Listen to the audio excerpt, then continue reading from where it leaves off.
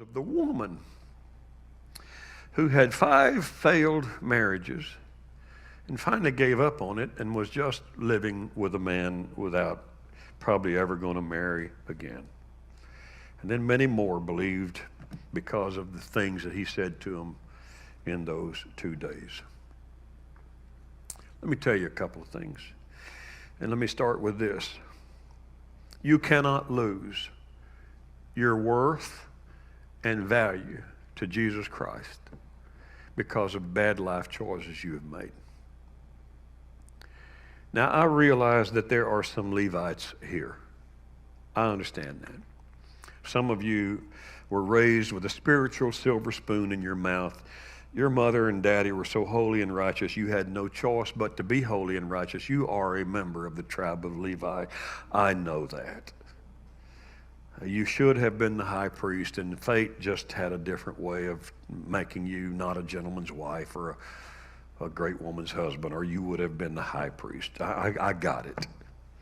And therefore, you don't know what it's like to wake up in the morning and feel dirty, and to look in a mirror and have no pride, and to know that you not only had 5 marks against you when you were born, you've added another 5 marks because of the stupid things you have chosen to do in life.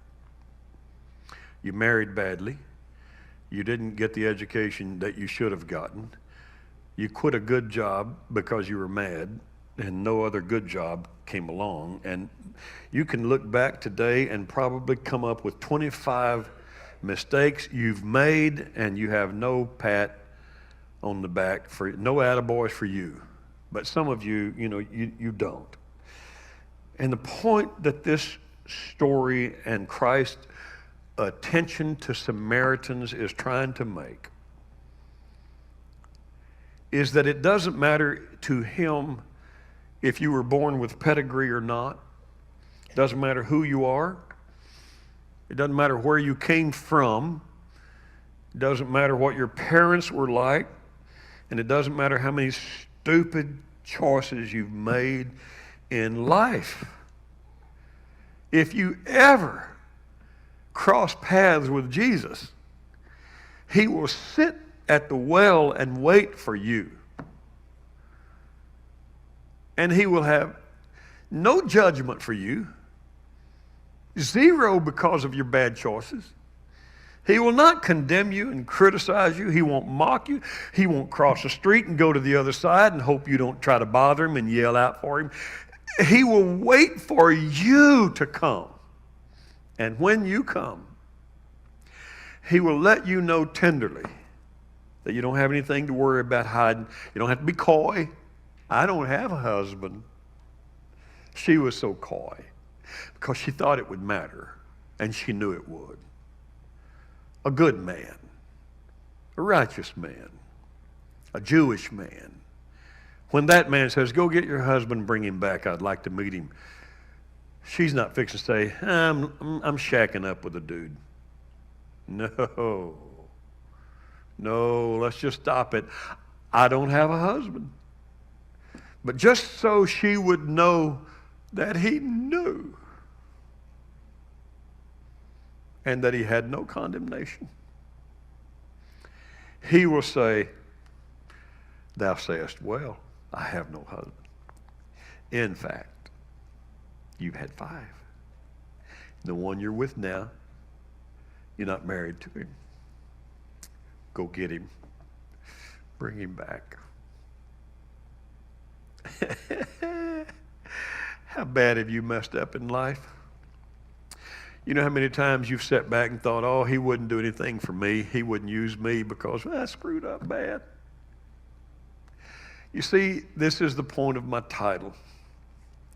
We need you, Samaritans. We need you to stop trying to be Levites and stop trying to be priests. We need you to just be what you are.